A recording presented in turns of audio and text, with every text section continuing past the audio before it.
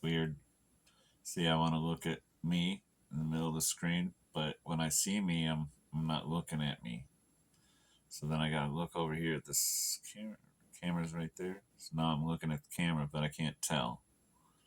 Can't tell if I'm looking at the camera for sure. And then I look and I'm not actually look. See, I can see my. I just caught my eyes looking back. Keep catching them. This crazy game. What they got us doing out here in this world?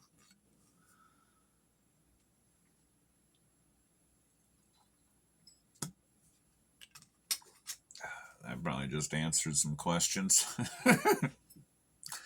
Anyway,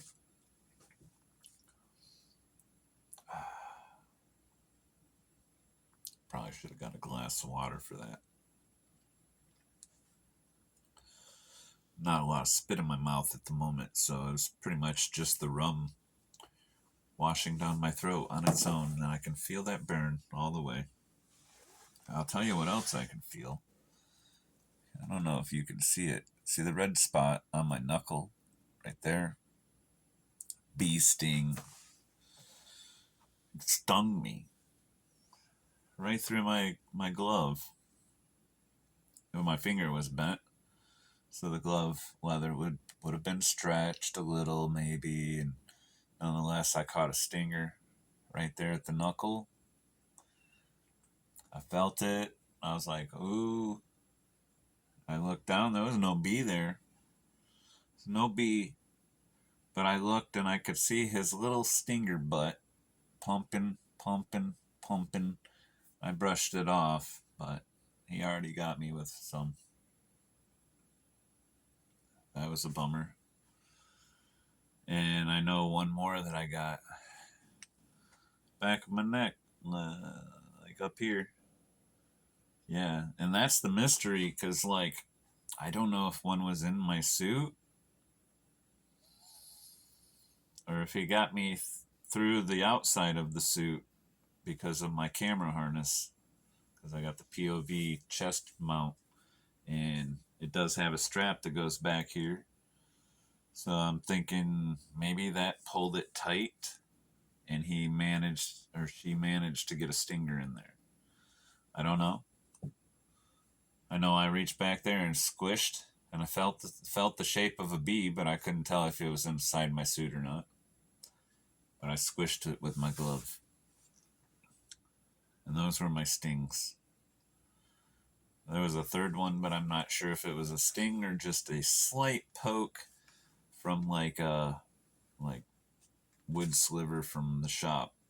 Chances are it was a wood sliver because it was only a little poke, and I don't have no irritations. But my neck is swollen. Oh, well, my hairy neck. You probably ain't gonna see it. I ain't gonna bother trying to find it on camera. I can't even see myself when looking in the eyes when I'm looking back and forth from a camera. How am I gonna see the spot on the back of my neck to see if you can see it? That's funny. Not that funny though. Anyway, just chilling before bed. Uh, this is take two because I was venting on my first take, and it was all right. It's just that one I know ended up being a private video, and I kind of wanted to reach out and say, hey, what's up, shalom.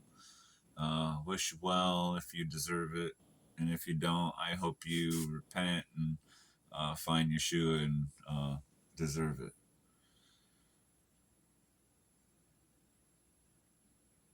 Thought I seen something over on my table, but I think it might have been a floater in my eyeball. That happens. Sometimes I wonder if I'm hallucinating, like seeing something float in front of me, but it's a floater in my eyeball.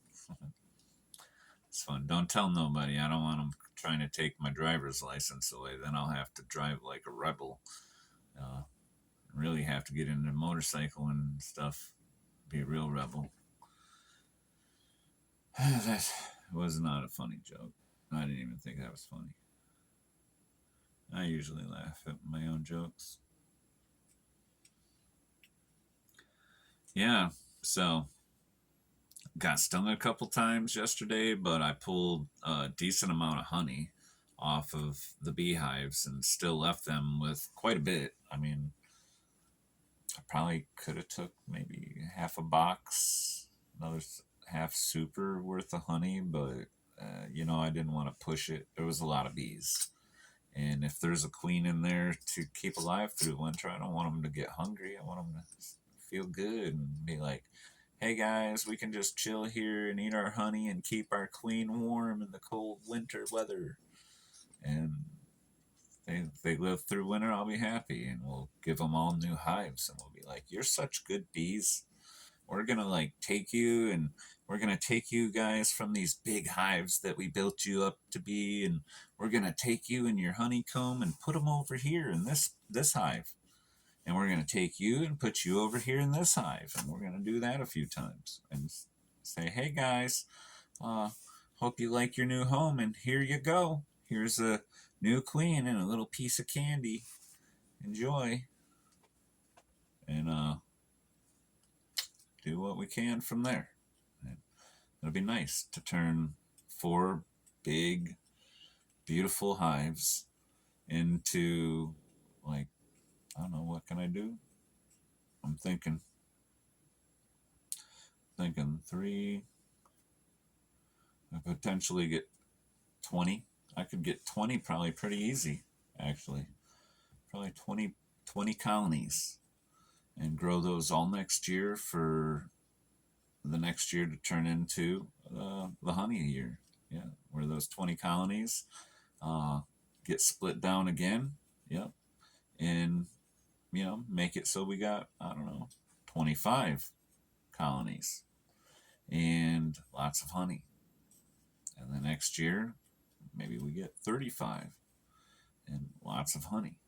And keep on going. Get new yards and uh, new breeds. Because that's another thing I have learned from going to these conferences is I'm going to have to learn to breed queens if I want to do this right and be a successful beekeeper. Multiple yards and breed my own bees. Uh, Got to work out the genealogies and keep my notes and all that. I think taking these videos from my camera mount will help, but I think I'll wear it a little different so I don't have to worry about getting stung on the back of my neck. Although it really could have come up under the bottom of my suit and, just moving around at the waistline makes me kind of want a one piece suit. But all the same, what if I get a hole in one spot in the one piece suit? That one suit can fill up instead of having two waistlines with pants and jacket. So yeah, I don't know. That's the thing. Man, I pray and I hope and I will do my best to never get a hole in my suit, especially while I'm out there working. That's all you need is one little hole in your boom, something poke a hole. Boom, right there you go. And you're gonna be unhappy. 'Cause, I mean, if that's one thing the camera doesn't show you is like what's going on my veil on that screen on the front of my suit. Like you're not seeing what's going on that thing, and it's sometimes it, like for instance, this is how I was explaining it.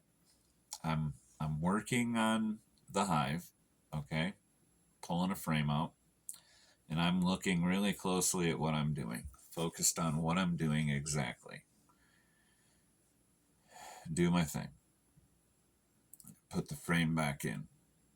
Now I'm going to change my focus from that frame and not to the next frame, but to something over here. So now my eyes adjust and boom, bees.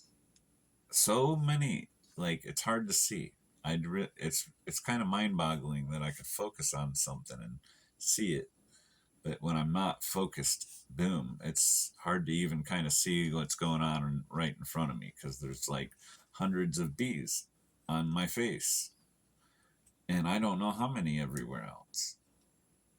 It's kind of a rush though, but occasionally I do get a little intimidated. Bees do intimidate me a little bit.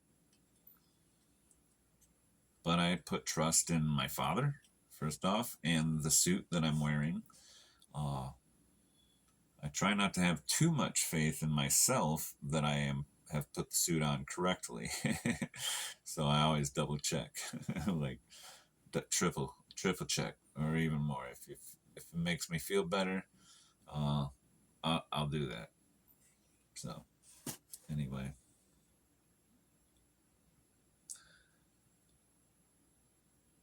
I just was thinking like how to address what I was gonna say because like I'm sitting here telling the story and I ain't got nobody else to look at, so I'm like looking at myself in the camera. Like it takes me right back to that whole thing. Like I want to look at you, like I'm looking at you in the eye, whoever you are, even if it's me. But like then when I go to look me in the eye, I'm looking off somewhere else. So yeah, first world troubles, right? All right. Well, anyway, I'm going to bed. Shalom.